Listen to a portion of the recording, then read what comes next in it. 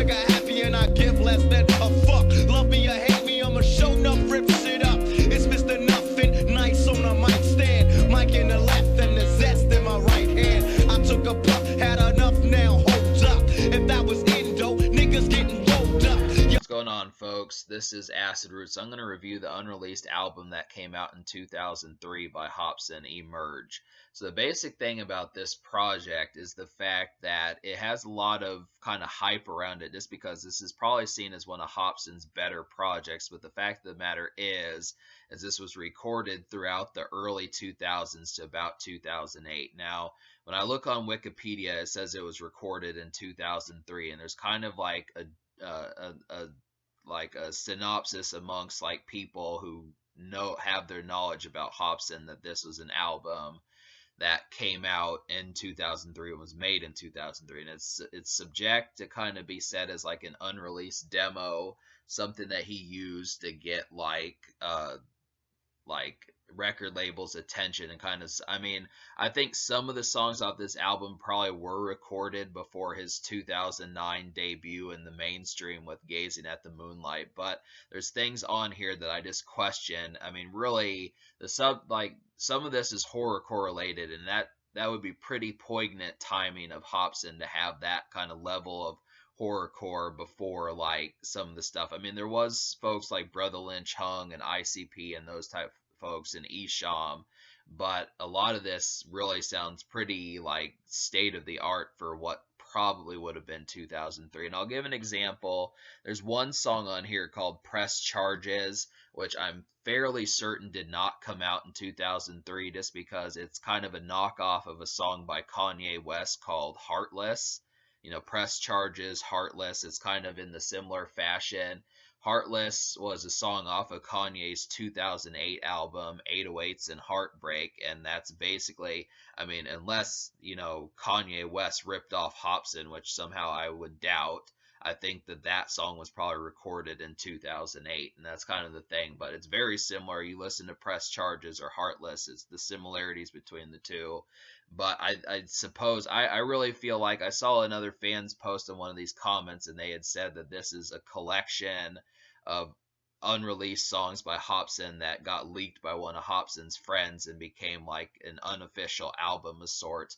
I don't really know. It's a big mystery. Hopsin himself doesn't seem to comment on this album too much and doesn't really seem to pay it much attention, which is kind of a disappointment because there are a number. I mean, the songs that were collected in this album are basically good enough to be an album. Now, there are a couple of sidetrack. There's some songs on here with like some cats named J Money and Mountain Man, and then there's another one on here that doesn't even have Hopsin at all called Invincible. I don't know who that was supposed to be. Swag and Invincible don't have Hopsin, and then like there's another one, Hippity Hoppity, which is just a live song, which I don't know where that one came from. It's very hard to discern and understand, but for the most part, the thing about this album that's so odd is just the mysteriousness of, for one thing, why Hopsin didn't realize the popularity of this project and try to give it an official distribution, because I think it probably would have had a fair enough reception had that happened. And then on top of that, just the true mystery as to when these songs kind of manifested. I think that's kind of the concept. I don't know why Hopsin is mysterious about this. I mean, really, in general these days, after like 2019 or so, Hopsin has just become completely mysterious, but I don't understand why this project didn't get a push and a green light and more. Like any person who knows Hopsin should have just asked his permission and gotten his blessing to kind of go forth and give this official release, because it's really quite the shame that there's a number of quality on here that probably should have been a CD for consumption and production. But so at least there's one single that's been thought to have been a single, and that's Break It Down. Has a nice thumping beat. It's kind of similar to other songs on this album like Lift and Accord, and then like one other one. I think it's just those three, but Break It Down is also the name of a Hopsin song off Gazing at the Moonlight, but this song on Emerge is way better than the one on Gazing at the Moonlight's Break It Down really kind of was trying to be like this exotic and kind of off the wall type song, and didn't really do a good job. Didn't come off as like a club song. Wasn't much of like any sort of thumper or anything that like that. It just kind of felt like, I don't know. I mean, when you listen to it, you'll quickly pick up that the more energetic and kinetic and electric song probably is Break It Down, at least in the lyrics. And Hopsin kind of rides this beat a lot better. But yeah, just to talk about some of the stuff on here. There's a good diss song on here, Language Arts Diss, which Hopsin's pretty decent at doing diss songs. He kind of does them off and on, but the thing about Hopsin, he'll actually put them on his albums. That's good. I would have liked to have seen what would have manifested from that. Um, he has a couple songs with Swizz, and both of these are boilers. I definitely like Fire. I really like the hook on Fire. California had a real nice kind of snaking beat later in the verses, really came off real well.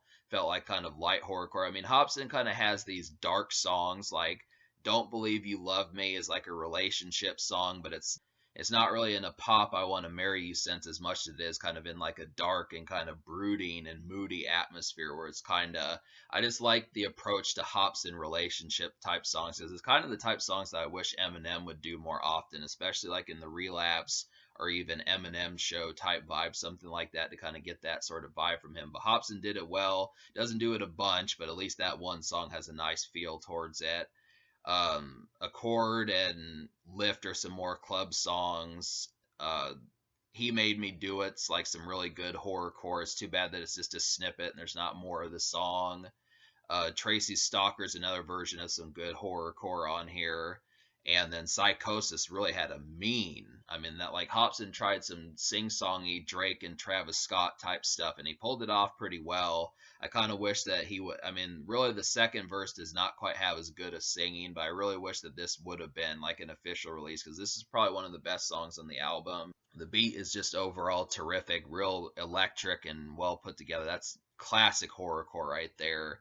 And there's just a number of projects off this, or a number of songs off this project that really hit extremely well. There's a nice horrorcore sounding West Coast, which it doesn't really happen that much in West Side. I felt like that one really kind of had some mean pianos on there. I saw some comments on the video where this song was, and they said it sounded like a Dr. Dre beat, which I would have to kind of say. I mean, it kind of had like a more dark and brooding type vibe. I mean, Dr. Dre doesn't really do horrorcore, but if he did, I'd probably say this is pretty similar to that.